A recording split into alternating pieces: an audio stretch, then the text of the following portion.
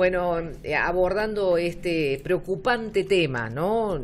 Nuestra falta de educación respecto de lo que es la basura, la separación de la basura y el tema de qué hacemos a futuro con lo que vamos generando a diario. Hablaba Verónica de una especie de edificio de basura porque están pensando en compactarla para arriba.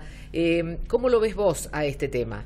Bueno, antes quería aclarar que en el caso de Bower, o sea, lo que fue el cierre de la planta en el 2010, no fue judicial, o sea, fue directamente un cierre decidido por la Municipalidad de Córdoba después de una lucha de 2 años de los vecinos, ¿no? Y fue allí donde comenzó el problema, porque en el mismo momento en que se cierra el vertedero de Bower, Potrero del Estado, con 12 millones de toneladas de basura, empieza Piedra Blanca, que está relativamente cerca y que es, bueno, hoy un poco motivo justamente de análisis después de 7 años.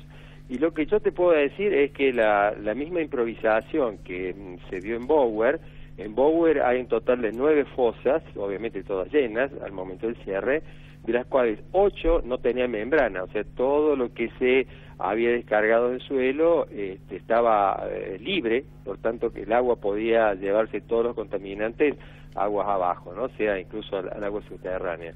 Y en el caso de Piedra Blanca, empezó y siguió y está en este momento tan desmanejado como estuvo Bower. Por eso es que los líquidos, todos los líquidos lixiviados, que son esa especie de licor que se produce cuando pasa el agua por la basura, sigue sin ser tratado.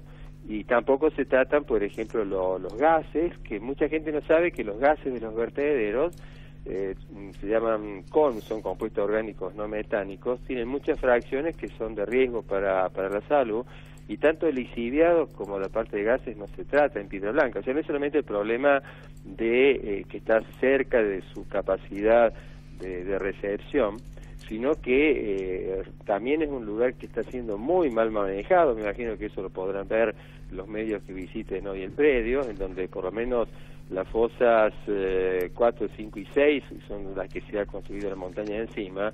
O sea, el mismo desmanejo que se hizo en el caso de Potrero del Estado Bower es el mismo desmanejo que ha tenido Piedra Blanca, ¿no?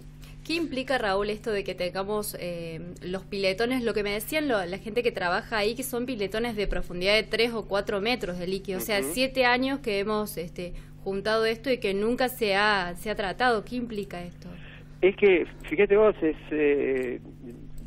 si uno pudiera, tengo varios colegas que trabajan así en situaciones similares en otros sitios, pero en donde hay por lo menos buena gestión.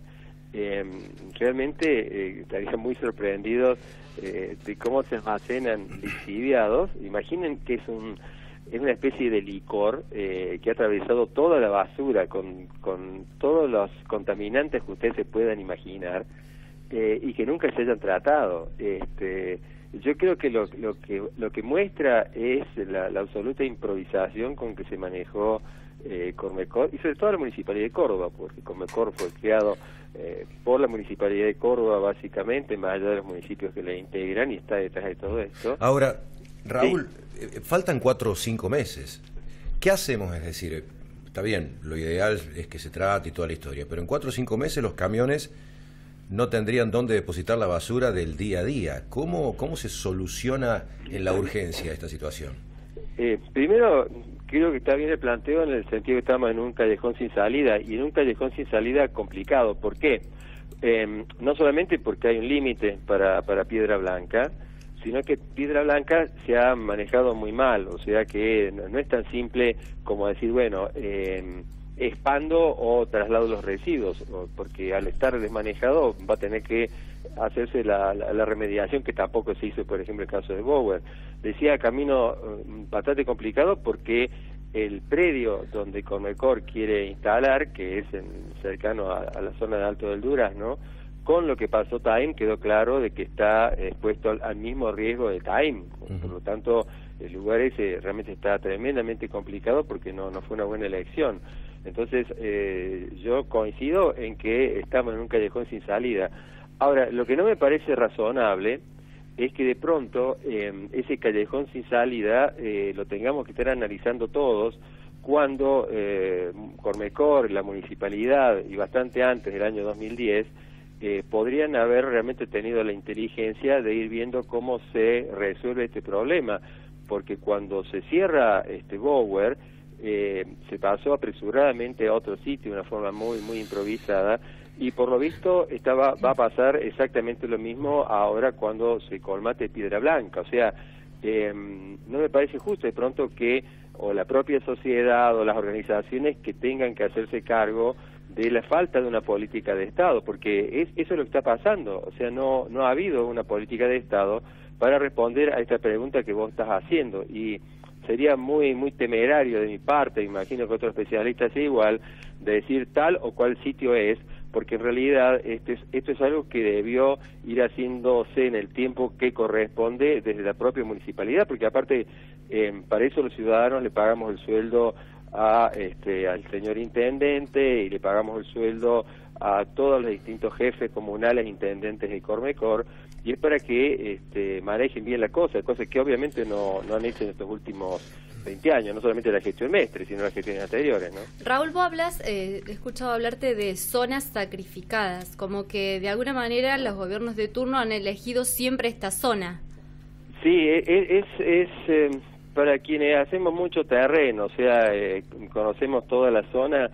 Yo debo reconocer que incluso una de las zonas más contaminadas del planeta, que es la zona de Apasco, Tula, en México, donde también estamos acompañando a los vecinos allí, que esa es la más contaminada del planeta, a escala, es un lugar mucho más pequeño, pero a escala es bastante parecido, siendo, insisto, con una superficie no tan grande.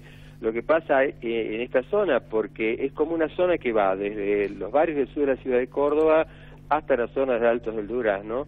Hay 12 millones de toneladas de basura en Bower, en Potrero del Estado de Bower, sin remediar, o sea, tal cual se cerró en el 2010. Está Piedra Blanca, con sus aproximadamente 5 millones de toneladas de basura. En Mi Hogar 3, ampliación de Mi Hogar 3, las viviendas se han construido sobre lo que había sido un vertedero de residuos patógenos que nunca se trató.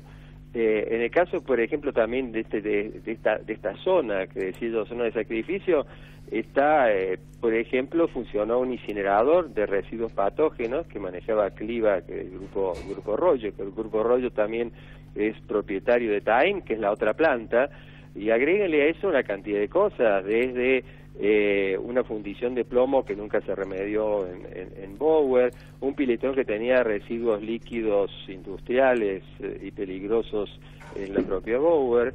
Entonces es como si esta zona, la gente que vive allí y la gente que incluso se ha enfermado y muerto por estar en una zona con contaminantes de todo tipo, pareciera ser que la decisión política es, bueno, ya que tenemos esta zona de sacrificio, sigamos utilizando la zona de sacrificio para que el resto de los ciudadanos, el resto de las municipalidades, porque no solamente la municipalidad de Córdoba, se saquen de encima el problema y lo tiren ahí, con un agravante que en el caso de Taim no es solamente de Córdoba, sino que vienen residuos de prácticamente todo el país. Pensemos que cada año van a Taim 12.000 toneladas de residuos peligrosos, ¿no? Entonces el concepto de zona de sacrificio es dramáticamente cierto y da mucha angustia cuando uno camina en los lugares, cuando ve estos sitios, los olores insoportables, saber que hasta en un juego para niños, como en algún momento hizo la municipalidad, podían recogerse apenas raspando un poco el suelo jeringas que quedaban parte de residuos patógenos. Es muy triste, a mí personalmente me afecta mucho, me pongo en el cuero de la gente que vive en esa zona, en donde la solución pasa solamente por tirarle basuras a ellos, de todo tipo de basura, de la Patagonia hasta Córdoba. Coincido, Raúl, porque además el valor de la tierra en esos alrededores también se deprecia. Nadie quiere vivir cerca de los lugares donde hay basura, y la basura es de todos y no es de nadie. El recorrido en la ampliación de nuestro Hogar 3 es una zona que se ha ido generando que más que un barrio similar a una villa, son todas familias que vienen de Bolivia, muy humildes, muchísimos chicos descalzos, muy humildes, donde prácticamente no llega las municipalidades, porque hay muy poco, no hay servicio, ellos han ido abriendo las calles. Y vas caminando y te encontrás lo que dice que Raúl, o sea, la tierra, las calles, encontrás todos los materiales de estos residuos. Pero ¿y cómo Casi se hace, a flor Raúl? de la piel. Sí, Claro, ¿cómo se hace? ¿Cómo se Esa hace? es la pregunta del millón. ¿Cómo hacen en el mundo? Porque, a ver, basura generamos todos y cada vez más. Separan. Claro, Mira, ¿hay zonas de sacrificio? ¿No hay zonas de sacrificio? ¿Cómo se hace en el mundo? Primero, dos cosas. Una cosa que dijo Rebeca recién me parece tremendamente importante y que yo creo que no es un tema menor, ¿no? En esa zona de sacrificio, toda aquella gente que toda su vida trabajó para tener un hogar, la gente que tiene un pequeño comercio, que todo implica un sacrificio enorme, todo en ese lugar va teniendo cada día menos valor. Eso me parece, para mí, es una tragedia. Tal vez uno viendo al que vive afuera no lo vive, pero en ese lugar es muy feo. A veces familias que han pasado de padres a hijos, un pequeño comercio, y cada año vale menos porque el lugar se ha transformado en el vaciadero de todos. Eso me parece importante, digamos, pensarlo. Y con respecto a qué pasa en otros lugares, bueno, yo conozco muchos lugares en donde también producen basura, pero en donde los gobiernos tienen claro lo que es una política de Estado. Normalmente para poder abordar un tema de residuos sólidos, generalmente se habla de 30 años, 20, 25, 30 años que hay que tener la misma política, no se puede variar, no puede estar cada gestión con su libro, su invento. Sí. Ese es otro problema que tenemos acá. Nadie hace un plan maestro y después a rajatabla lo sigue. Que tenga como continuidad. Corresponde, que tenga continuidad, con respeto. Totalmente. Sobre todo, ¿sabes por qué? No es, Raúl, un tema de política, me parece, sino de técnica. En todo caso es voluntad política para llevarlo a cabo, claro, pero con el libro que el técnico te esté indicando. O sea, totalmente. No pueden obviar a tanta gente que sabe y a tantos estudios de ingeniería ambiental, etcétera, etcétera, que se hace. Pero acá pareciera que estuviéramos en un lugar donde no hay gente especializada, donde nadie estudia y lo hacemos medio a tontas y a locas, y estas son las resultantes. Y lo que es más, fíjate vos, cuando la pregunta que obviamente es la más hecha en estos días, bueno, ¿en qué lugar? Y a mí yo reconozco que a mí me molesta un poco tener que pensar, o sea, uno como técnico o trabajando con otra gente en el mismo tema, a uno lo pone en una situación bastante complicada, porque de pronto es como si la respuesta la tuviéramos que buscar desde organizaciones. Más vale, conocemos sitios en donde las cosas están muchísimo mejor que acá, pero están mejor que acá no porque tengan ni mejores técnicos, ni que tengan mejor político, sino que en realidad en esos lugares simplemente han tenido una política de Estado. Piensen ustedes que constante. En Córdoba, hasta no sé poco, quisieron traer Inviron, que era un gran invento corporativo. Perdimos tiempo en Inviron, se cerró a las apuradas Bower, se buscó Piedra Blanca, que era un lugar donde funcionó el quemadero, donde ya hay basura abajo de la basura, es basura con basura. Entonces la situación para mí es, en algún momento la política de Estado tiene que comenzar. Y yo empezaría ahora cuando dicen, por ejemplo, la Defensoría del Pueblo, bueno, se expropia tierras en Piedra Blanca. No es que uno esté a favor o en contra, pero uno dice, caramba, seguimos con la misma técnica, o sea, lo que... No, pero vos fíjate, a ver, y para cerrar, se supone que la política de Estado arranca con Cormecor, y hay acuerdo entre la provincia y la municipalidad, y el predio de Cormecor que la provincia ya compró, ya expropió, que ya está listo, la municipalidad dice que le va a dar para adelante, está judicializado y los vecinos no quieren saber absolutamente nada y aseguran y presentan estudios y demás de que eso no va a funcionar. Es que no es, yo quiero aclarar esto en el caso del predio. Ese predio, por empezar, hubo un estudio mal hecho de la universidad, la universidad hace mal estudio. Partimos mal. Lo hizo mal. Yo soy profe titular en la universidad, entonces puedo con toda autoridad decir, bueno, la universidad hace cosas buenas y hace cosas mal. En el caso del estudio que hizo el equipo del ingeniero Franco Francisca, que hizo 2 sitios para el 2012, pusieron a Bower, yo le voy a decir esto y usted se va a dar cuenta que cosas que sale casi de lo que era cosa común. Sentido común. para Bower lo consideraron, donde está actualmente la basura, o sea, Bower, Potrero del Estado, zona óptima para vertedero. Y la zona donde está Taim, por decir algo, zona apta. Entonces ahí empezó mal, mal el estudio y después estuvo peor la provincia cuando la Secretaría de Ambiente aprueba un predio que estaba justo en una zona de escorrentía. Entonces, digo... Primera prueba, ya sabe que no. Primera prueba de agua fuerte, ya... Es el arranque de la política de Estado, supuestamente, doctor Mecón. Exacto. Bueno, política de Estado también. Política de Estado tiene que ser una política de Estado con gente que sepa y que también trabaje con técnicos que sepan. Ahora, no hay política de Estado que sirva si es tan improvisada como obviamente se está dando en Córdoba. Raúl, hasta aquí llegamos. Gracias por el contacto. Que tenga lindo día. Igualmente para vos, un gustazo escuchar. Hasta luego. Chao.